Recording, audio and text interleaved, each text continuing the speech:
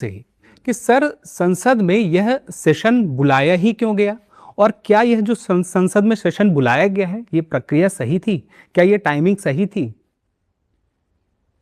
3 सवाल इसमें है। पहला तो सेशन क्यों बुलाया गया, दूसरा प्रक्रिया सही थी, तीसरा टाइमिंग सही थी। तो टाइमिंग विपक्ष के हिसाब से गलत थी क्योंकि तमिलनाडु और बंगाल में चुनाव चल रहे थे। तो उनका मानना है कि ऐसे टाइम पे आपने सेशन बुलाया, मीटिंग बुलाई कि हम इलेक्शन में ध्यान दें या यहाँ ध्यान दें, तो वो उनके हिसाब से गलत था। पर हाँ, लीगली ठीक था। लीगली तो सरकार को हक है कि बुलाई सकती है मीटिंग। प्रक्रिया सही थी यानी प्रक्रिया लीगली सही थी क्योंकि जो बजट सेशन खत्म हो जाना चाहिए था, अगर आपको ध्यान हो 2 अप्रैल को बजट सेशन की आखिरी मीटिंग जब हुई तो उसको समाप्त नहीं किया गया, प्ररोग नहीं किया गया उसको। उसे 16 अप्रैल तक के लिए केवल एडजर्न किया गया था, जिसका मतलब था कि एक मीटिंग वहां पर होने वाली है। तो वो इसलिए किया कि अगर सेशन समाप्त कर देंगे तो स्पेशल सेशन बुलाना पड़ेगा, फिर राष्ट्रपति से नोटिस जारी होगा, फिर राष्ट्रपति भाषण देंगे उसमें, वो सब बड़ा मुश्किल हो जाता है। तो आसान रखने के लिए बजट सेशन को ही एक्सटेंड करके एक 3 दिन की मीटिंग बुलाई गई।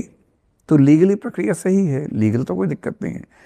बस ये है कि जब संविधान संशोधन इतना बड़ा करना है तो बेहतर होता कि विपक्ष को पहले से पता होता कि क्या प्रस्ताव आने वाला है। बेहतर होता कि सर्वदलीय एक बैठक होती, सब लोग सहमति बनाते। अगर बन पाए सहमति तो उससे अच्छी क्या बात है। और बेहतर होता कि एक संयुक्त समिति बनती, जॉइंट पार्लियामेंट्री कमेटी होती या सिलेक्ट कमेटी होती, जो उस बिल के प्रावधानों पर विचार करके सबकी सहमति बनाने की कोशिश करने के बाद अगर बिल आता पार्लियामेंट में तो बेहतर होता। दूसरा आपका सवाल ये है कि ये सेशन हुआ ही क्यों। हुआ ये कि 2023 में आपको ध्यान होगा कि एक नारी शक्ति वंदन अधिनियम, जो कि दरअसल संविधान का 106वां संविधान संशोधन था, वो पास हुआ था। उसमें प्रावधान ये था कि उस अधिनियम के पास होने के बाद, अधिनियम मतलब एक्ट, जहां मैं भारी भरकम हिंदी बोलूँ या भारी भरकम अंग्रेजी बोलूँ, आप मुझे टोक देना, मैं दोनों भाषाओं का इस्तेमाल कर दूंगा, ठीक है।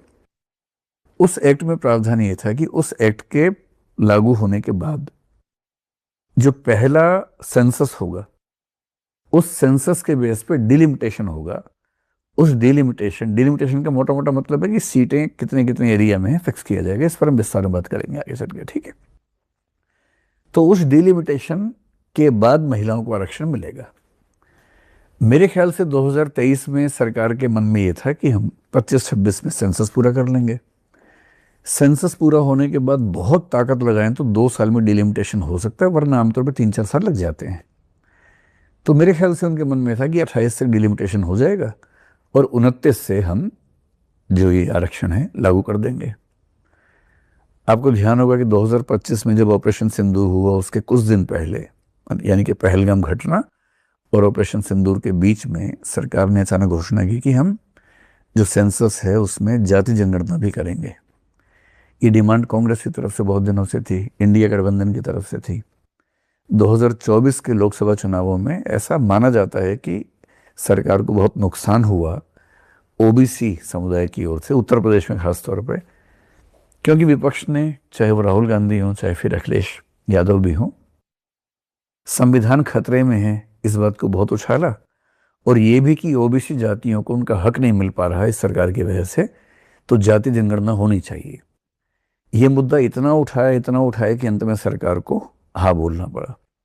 हाँ बोला ऐसे समय में कि लगे कि सरकार का अपना निर्णय है, लेकिन माना जाता है कि वो उसे दबाव में उन्होंने हाँ बोला। अब जैसे ही कहा कि जनगणना में जाति जनगणना भी होगी तो ये मामला लंबा हो गया, क्योंकि हजारों जातियां हैं। 2011 में आपको आइडिया होगा कि 1931 के बाद से जाति जनगणना हमारे देश में हुई नहीं है। 2011 में दरअसल एक बार जाति जनगणना हुई थी हमारे देश में, उसको SECC बोलते हैं, socio economic and caste census, जो अलग से हुआ था, जनगणना के थोड़ा अलग हुआ था, लेकिन उसी समय हुआ था। उसमें यह था कि लोगों से पूछा कि आपकी जाति कौन सी है, उनको आंसर देना था। अब वो आंसर्स इतनी वैरायटी के थे कि उसको क्लासिफाई करना, स्टैंडर्डाइज करना इतना मुश्किल हो गया कि अंत में वो डेटा आज से रिलीज हुआ ही नहीं। विपक्ष कहता है कि बीजेपी ने जानबूझकर रिलीज नहीं किया। बीजेपी की सरकार ने कहा कि वो डेटा इतना स्कैटर्ड है कि रिलीज कर ही नहीं सकते, उसमें लाखों गलतियां हैं। इस बार ऐसी गलतियां ना हो, इसके लिए क्या ज़रूरी है कि हर एरिया में कौन कौन सी जातियां हैं, कौन सी उपजातियां हैं, कौन सा सरनेम कौन सी जाति से लिंक होता है, इस सब पे पहले खूब काम कर लिया जाए, ताकि जब कोई व्यक्ति अपनी जाति का नाम बताए तो क्लासिफिकेशन, सब क्लासिफिकेशन और स्टैंडर्डाइजेशन में दिक्कत ना हो। कम से कम 6 महीने, 1 साल, 1.5 साल प्रोसेस डिले हो गया। अब डिले हो गया तो इसका मतलब ये है कि 2029 के इलेक्शन तक इस सेंसस के बेस पर डिलिमिटेशन नहीं हो पाएगा, क्योंकि सेंसस का डेटा फिल्टर होके 2028 में ही आ पाएगा। 28 में आने के बाद डिलिमिटेशन कमीशन कितनी भी ताकत लगाए, 29 के चुनाव जो कि अप्रैल महीने में होने हैं उससे पहले हो नहीं पाएगा। तो जो संविधान संशोधन 2023 में इसी सरकार ने किया, उसी की जो शर्त लिखी है, आर्टिकल 334A बनाया था उन्होंने, पूरी नहीं हो पाएगी। तो मेरे ख्याल से सरकार को ये लगा कि अब क्योंकि हम कर नहीं पाएंगे तो या तो 2034 का इंतज़ार करें।